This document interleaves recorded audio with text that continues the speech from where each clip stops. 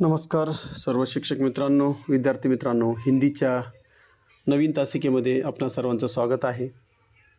आजची आपली हिंदीची तासिका उपसर्ग आणि प्रत्यय यावर होणार आहे। पहिला प्रश्न आहे, किस शब्द में अल उपसर्ग का प्रयोग हुआ है। चार पर्याय आपल्या समोर आहे, तर त्यापैकी पर्याय क्रमांक डी बघा, अलबत्ता। अलबत्ता शब्द में अरबी भाषा का अल उपसर्ग लगा है, जिसका अर्थ निश्चित रूप से होता है। म्हणून या ठिकाणी पर्याय क्रमांक डी जो आहे अलबत्ता हे या प्रश्नाचे योग्य उत्तर होणार आहे। प्रश्न क्रमांक 2 कडे जाऊया। निम्नलिखित में से किस शब्द में इत प्रत्यय का सही प्रयोग नहीं हुआ है। तर या ठिकाणी लक्षात ठेवायचं आहे, आपल्याला पर्याय क्रमांक आपल्या समोर 4 दिलेले आहेत। 4 पर्यायामध्ये इंसानियत, पुष्पित, आनंदित आणि कलंकित। तर इंसानियत शब्द जो आहे, इंसानियत शब्द में इत प्रत्यय नहीं बल्कि इयत प्रत्यय लगा है, म्हणून इंसानियत है की नाही, इंसानियत म्हणजे इयत प्रत्यय लागलेला आहे। बाकी खालच्या ज्या काही सगळ्या 3 पर्याय जे आहेत त्यामध्ये इत प्रत्यय लागलेला आहे, म्हणून इंसानियत हा या ठिकाणी योग्य पर्याय आहे, पर्याय क्रमांक ए। प्रश्न 3 बघा, किस शब्द में 2 से अधिक उपसर्गों का प्रयोग हुआ है। तर या ठिकाणी पर्याय क्रमांक आपल्याकडे 4 दिलेले पैकी पर्याय क्रमांक बी बघा, दुर्व्यवहार। दुर्व्यवहार या शब्दामध्ये दूर, वी आणि औ असे 3 उपसर्ग लागलेले आहेत, म्हणून या ठिकाणी पर्याय क्रमांक बी दुर्व्यवहार हे या प्रश्नाचे योग्य उत्तर आहे। पुढचा प्रश्न, चौथा प्रश्न, निम्नलिखित में से कृदंत प्रत्यय से बना शब्द कौन सा है। तर या ठिकाणी 4 पर्याय आपल्याला दिलेले आहेत। 4 पैकी बघा, बिकाऊ शब्द बघा, बिकाऊ शब्द बिकना यानी क्रिया किंवा धातु में आऊ प्रत्यय लगने से बना है। क्रिया से बनने वाले प्रत्यय कृदंत कहलाते हैं। म्हणजेच काय, एखाद्या क्रियेला जर प्रत्यय लागून जो शब्द बनतो है की नाही, म्हणून त्यापासून जे बनलेले असतात त्यांना कृदंत असं म्हटलं जातं, म्हणून पर्याय क्रमांक ए हे या प्रश्नाचं योग्य उत्तर आहे, बिकाऊ। पुढचा प्रश्न आहे प्रश्न 5वां, प्रागैतिहासिक शब्द में किस उपसर्ग का और प्रत्यय का प्रयोग हुआ है।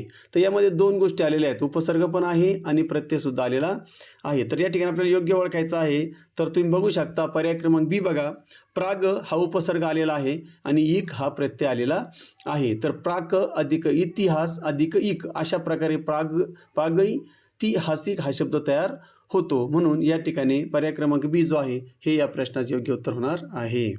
पुढचा प्रश्न 6वां, किस शब्द में अन हलंत के साथ म्हणजे पाय मोडलेला उपसर्ग का प्रयोग हुआ है। तर या ठिकाणी आपल्याला 4 पर्याय आपल्या समोर दिलेले आहेत। 4 पर्यायापैकी अनपड, अनबन, अनमोल आणि सगळ्यात शेवटचा अनादर बघा, अनादर, अन अधिक आदर याचा विच्छेद जर आपण केला, याचा विग्रह जर केला, अन अधिक आदर, म्हणून या ठिकाणी अन हा प्रत्यय लागलेला आहे डी अनादरमध्ये, म्हणून पर्याय क्रमांक डी अनादर हे या प्रश्नाचे योग्य उत्तर होईल। 7वां प्रश्न बघा, निम्नलिखित में से किस शब्द में एरा प्रत्यय नहीं है। एरा, तर या ठिकाणी चटेरा, ममेरा, सवेरा आणि कमेरा।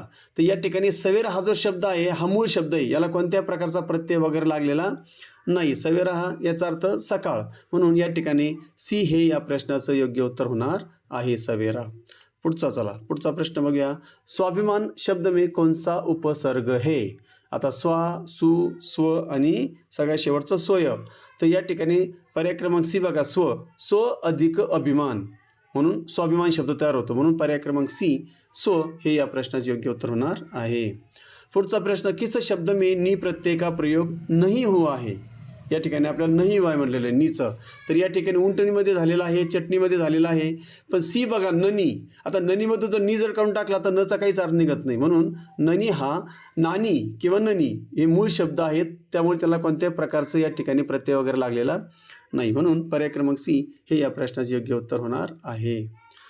10वां प्रश्न, उच्चारण शब्द में प्रयुक्त उपसर्ग कौन सा है। आता उच्चारण शब्दामध्ये कोणतं या ठिकाणी उपसर्ग आलेला आहे, तर उत्त अधिक चारण याची फोड जर आपण केली उच्चारणची, उत्त तचं पाय मोडलेलं पाहिजे, उत्त अधिक चारण याच्यापासून उच्चारण शब्द तयार होतो। मग कोणतं उपसर्ग आलेलं आहे, उत, तचं पाय मोडलेलं हळंत, म्हणून पर्याय क्रमांक बी उत्त हे या ठिकाणी जर बघू शकता तुम्ही, उत्त हा पर्याय क्रमांक बी हे या प्रश्नाचे योग्य उत्तर होणार आहे। 11वां प्रश्न बघा, निम्नलिखित में से किस शब्द में तद्धित प्रत्यय का प्रयोग हुआ है। तर या ठिकाणी जर तुम्ही बघितलं तर पर्याय क्रमांक सी बघा, मानवता शब्द, मानव हा मूळ शब्द आहे, म्हणजे या ठिकाणी मानव ही नाम आहे की नाही, आणि नामाला नाम सर्वनाम आणि विशेषणाला जर प्रत्यय लागून आलं तर त्याला तद्धित केलं तर हिंदीमध्ये म्हटलं तद्धित म्हटलं जातं. म्हणून या ठिकाणी मानवता हा जो आहे, हा मानव हा काय आहे, संज्ञा आहे म्हणजे नाम आहे, आणि नामाला जर प्रत्यय लागला असेल नाम सर्वनाम विशेषण तर ते तद्धित म्हटलं जातं हिंदीमध्ये. म्हणून पर्याय क्रमांक सी मानवता हे या प्रश्नाचे योग्य उत्तर होणार आहे. पुढचा प्रश्न 12वा प्रश्न, अदखिला शब्द में कौन सा उपसर्ग और वह किस भाषा का आहे. आता अद हे तर आपल्याला कोण चुकलं, उपसर्ग अद आहे, पण हा कोणत्या भाषेचा आहे, तर अद म्हणजे अर्धा. मग हे कोणता शब्द आहे, हिंदीमधला शब्द आहे, म्हणजे हा हिंदीचा उपसर्ग आहे. म्हणून पर्याय क्रमांक जर बघितला अद हिंदी उपसर्ग, पर्याय क्रमांक ए हे या प्रश्नाचे योग्य उत्तर होणार आहे. 13वा प्रश्न, किस शब्द में इल प्रत्यय का प्रयोग नहीं हुआ है.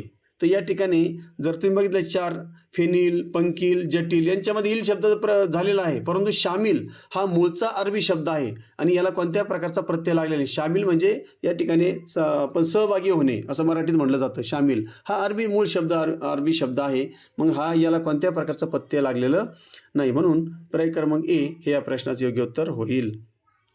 14वा प्रश्न, पर्यवेक्षक शब्द में मूल शब्द और उपसर्ग का सही विच्छेद क्या है. आता पर्यवेक्षक शब्दाची आपल्याला फोड करायची म्हणजे विग्रह करायचा आहे, तर योग्य विग्रह कोणता होईल, तर बघा परी अधिक अव अधिक ईक्षक, परी अधिक अव अधिक ईक्षक पर्यवेक्षक, अशा प्रकारे पर्याय क्रमांक सी हे या प्रश्नाचे योग्य उत्तर होणार आहे. पुढचा प्रश्न 15वां, किस शब्द में आयन प्रत्यय के कारण अधिवृद्धि स्वर में बदलाव हुई है. तर या ठिकाणी जर बघितलं नारायण, रामायण आणि सगळ्यात शेवटचं बायन यांच्यामध्ये या ठिकाणी स्वरामध्ये वृद्धी होत नाही, म्हणजे स्वर बदलत नाही, परंतु दाशरायन याच्यामध्ये दशरथ अधिक आयन, दशरथ अधिक आयन अशा प्रकारे दाशरायन हा शब्द या ठिकाणी दाशरथी बनतो, म्हणजे या ठिकाणी दचं दा होतं. म्हणून या ठिकाणी पर्याय क्रमांक सी जो आहे हे या प्रश्नाचे योग्य उत्तर होणार आहे. निष्कपट शब्द में कौन सा उपसर्ग प्रयुक्त हुआ है. अगदी सोपा आहे, पर्याय क्रमांक पहिलाच बघा निस आहे की नाही. तर या ठिकाणी जर बघितलं आपण तर हे जे आहे या ठिकाणी संधीच्या नियमानुसार बघितलं, जर स पुढं आहे की नाही, स रे सशाचा सच्या पुढं या ठिकाणी जर क ख ग क ख प फ जर आले तर त्या ठिकाणी सचं षटकोनाचा होतं. म्हणून या ठिकाणी निस पहिलाच पर्याय जो आहे निस हे या प्रश्नाचं योग्य उत्तर होणार आहे. पुढचा प्रश्न 17वां प्रश्न, निम्नलिखित में से किस शब्द में ता और इत दोनों प्रत्ययों का प्रभाव या क्रमिक प्रयोग दिखता है. तर यामध्ये पहिलाच पर्याय बघा नियमितता. आता हा शब्द जर बघितलं तर नियम अधिक इत नियमित आणि त्याच्यानंतर काय लागतं, त्याला ता लागतो, म्हणजे अशा प्रकारे नियमितता बनतो. म्हणून या ठिकाणी नियम अधिक इत अधिक ता. तर या ठिकाणी पर्याय क्रमांक ए जो आहे नियमितता यामध्ये ता पण प्रत्यय लागला आहे आणि इत पण प्रत्यय लागलेला आहे. म्हणून या ठिकाणी पर्याय क्रमांक ए हे या प्रश्नाचे योग्य उत्तर होईल. पुढचा प्रश्न 18वां, किस शब्द में वी उपसर्ग का अर्थ विशेष या अभाव न होकर केवल गति या भिन्नता दर्शाता है या भिन्न रूप में है. तर या ठिकाणी म्हणजे वी जो आहे या ठिकाणी वी म्हणजे कमी अभाव किंवा विशेषता दाखवत नाही, तर तो गती किंवा भिन्नता दाखवतो. तर पर्याय क्रमांक जर तुम्ही बघितला बी बघा विहग, विहग या शब्दामध्ये वी म्हणजे आकाश में गमन, विहा म्हणजे आकाश आणि ग म्हणजे गमन. मग या ठिकाणी कशाशी संबंध येतो, गतीशी संबंध येतो. म्हणून या ठिकाणी विहग हा जो आहे हा या प्रश्नाचा योग्य उत्तर आहे, योग्य पर्याय आहे, पर्याय क्रमांक बी. चला पुढे जाऊया. 19वां प्रश्न, औपनिवेशिक शब्द में मूल शब्द उपसर्ग और प्रत्यय का सही संयोजन कौन सा है. माझ्याची फोड करून पाहू आपण. फोड जर केली तर उप अधिक निवेश अधिक इक, उप अधिक निवेश अधिक इक म्हणजे उपसर्ग आला, उपसर्ग आला, निवेश मूळ शब्द आला आणि इक हा प्रत्यय आला. म्हणून पर्याय क्रमांक सी जर बघितला तर या ठिकाणी योग्य आहे उप अधिक निवेश अधिक इक. पर्याय क्रमांक सी हे या प्रश्नाचे योग्य उत्तर आहे. पुढचा प्रश्न, किस शब्द में दर उपसर्ग का प्रयोग हुआ है. दर, आता जर बघितलं तुम्ही दर्पण या ठिकाणी बरोबर आहे, त्यानंतर दरवाजा हे सुद्धा बरोबर नाही, दर्पण हा मूळचा शब्द आहे की नाही, दरवाजा हा मूळ शब्द, याच्यामध्ये कोणत्या प्रकारचा उपसर्ग आलेला नाही. पण या ठिकाणी दर्या, दर्या म्हणजे या ठिकाणी समुद्र, म्हणजे दर्या, दरवाजा आणि दर्पण हे मूळ तिन्ही मूळ शब्द आहेत. मग या ठिकाणी दर किनार, दर किनार म्हणजे दूर करणे आहे की नाही, दर किनार केलं म्हणजे दर अधिक किनार म्हणजे दर याच्यामध्ये उपसर्ग आलेला आहे. म्हणून पर्याय क्रमांक सी हे या प्रश्नाचे योग्य उत्तर आहे. पुढचा शब्द बघा, प्रश्न बघा, निम्नलिखित में से किस शब्द में अक्कड प्रयोग का प्रत्यय का प्रयोग नहीं हुआ है. आता भुजक्कड इथं झालेला आहे. त्यानंतर सी बघा, भुलक्कड त्याच्यामध्ये पण झालेला आहे.